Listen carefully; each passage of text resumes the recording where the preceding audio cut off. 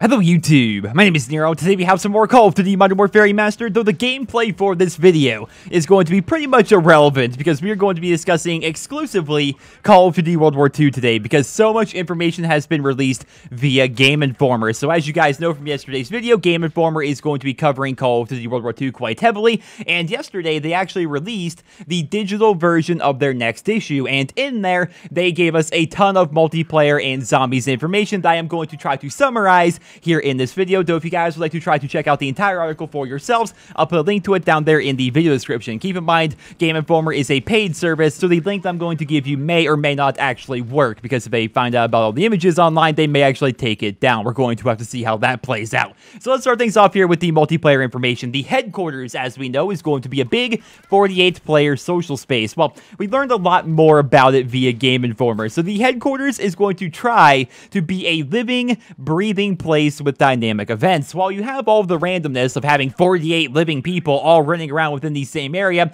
there will be events such as air attacks that require players to hop on anti-air guns and defend the headquarters, and little events like that. The area will also be changing with the seasons themselves and will likely be updated for holidays and events as well. There will be a proximity voice chat for casual conversation with those around you, and there will also be daily and weekly missions that you can pick up from the headquarters, which will help you earn loot boxes, which in turn can be opened in front of others to increase your social score. Whatever a social score is, they did not exactly go into detail, but it will be a feature in Call of Duty World War II. And they also mentioned that if somebody around you opens up something awesome from a supply drop, then everybody around that person gets rewarded with something. Exactly what, we have no idea. They're trying to encourage basically social activity. They want people to actually talk and actually play the game together pretty much. So they're trying to increase your social score, while at the same time, no doubt it's going to try to increase supply drop sales as well, seeing a bunch of people opening supply drops right there in front of you.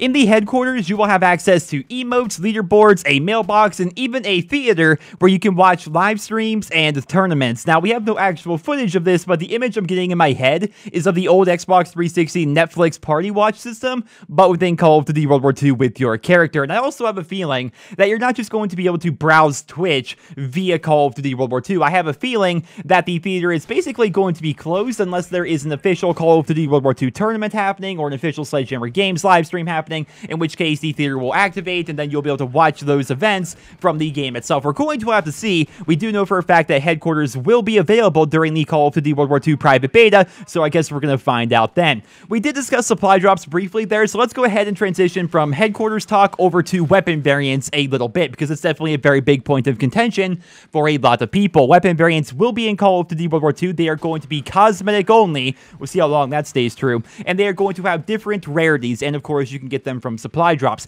Michael Condrey specifically described in the article a legendary variant for an unnamed weapon that will have a black ebony wood stain, which actually sounds awesome. Picture like an M1 Garand, but the wood stain is so dark that it's almost black. Like, that's why I hope weapon variants actually are, just different looking versions of the weapons that don't go too crazy. He also mentioned an epic variant of the STG-44 that will have an Iron Cross paint job on it. So they are trying to make it so these things are going to be thematically appropriate. Again, we are going to see how long that actually stays true. I hope they do stay thematically appropriate, and I do hope they stay cosmetic only, because I am more than happy to support a supply drop system if they do not have game-changing content in there. Just look at Overwatch. They just recently had this event just a couple of days ago. It started, and I spent a ridiculous amount of money on loot boxes in that game because I know it's cosmetic only, and I know that money goes towards funding free updates for the game. That's why I hope COD World War II is going to be. We're going to have to see how that plays out. Now, they did mention that pistols in Call of Duty World War II are going to have something called sweetheart grips. And you may be rolling your eyes wondering,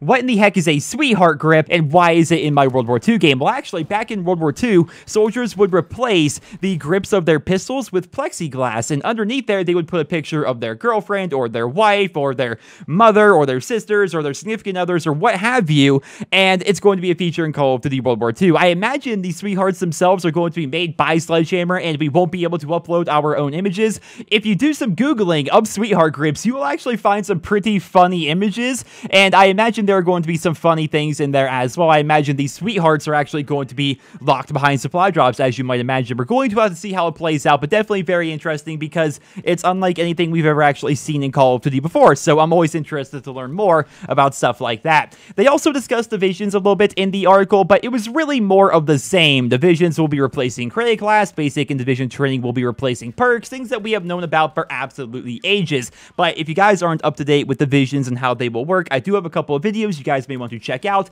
I'll put a link to those down there in the video description in case you're not up to speed with the subject. Though, there is one interesting aspect that they covered that was brand new information. So basically, if you level all the way through your division, you will unlock a weapon that can be used within all of the divisions, right? So the specific example Michael Condrey gave was the Tommy gun. Typically, you need to be using the airborne division if you want to have access to the Thompson, but once you reach the end of the airborne division's progression, you will unlock the Thompson for use among all divisions. This is actually pretty awesome because it opens up so much customization with different weapons and basic training skills and division training skills. Very interested to play around with that with the private beta. Though I'm typically the kind of person that tries to use a wide variety of weapons, I am going to try to max out at least one division within the private beta, assuming, of course, we can actually do that. They may actually cap our progression. We're going to have to see how it plays out. Now, that is pretty much all of the multiplayer information that we got from the article. Now we are going to be moving on over to zombies a little bit because we have some very interesting news to break to you guys about zombies. So,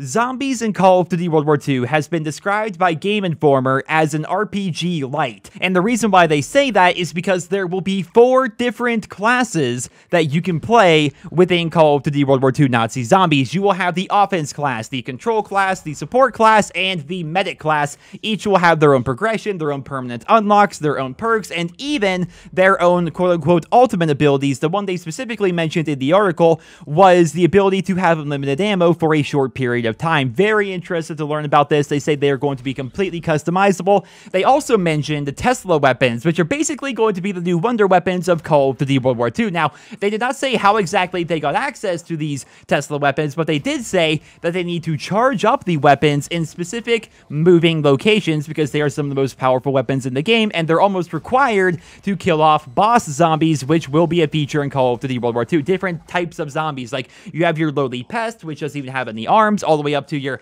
exploding zombie, which I kept talking about, or even zombies that have their own weapons, all the way up to big boss zombies. There are going to be different types of zombies, different types of encounters in this, while at the same time still having the traditional wave-based rounds and your boarding up of windows, your wall buys, your door unlocks, like we've always seen, but different. They're going to have their own twist on things, which definitely sounds pretty interesting. So, ladies and gentlemen, that's pretty much all I have for you guys here in this video. Thank you all so much for watching. That article had a ton of information in there. I tried to give you guys the broad strokes as compared to weighing you down with a bunch of the minutia, because there was a lot of minutia in this particular article, but still lots of very interesting information. There was also some very minor zombies spoilers in the article that I did not want to cover here in this video because I know people are very sensitive about zombies story spoilers, so I did not want to cover it. But rest assured, we're talking about a GameInformer article here, right? Sledgehammer Games saw this article, they approved the article, they want you to know this stuff, otherwise they would not have it published before the game actually came out. But regardless, once again, if you want to check it out, link to it down there in the description. I hope you guys all enjoyed this video. Let me know your thoughts on all of today's information down there in the comment section below, whether that's the headquarters feature, or the progression within divisions, or even the 4 classes that will be available in zombies. I would love to hear your thoughts. Thank you so much for watching, and I hope you guys all have a wonderful day.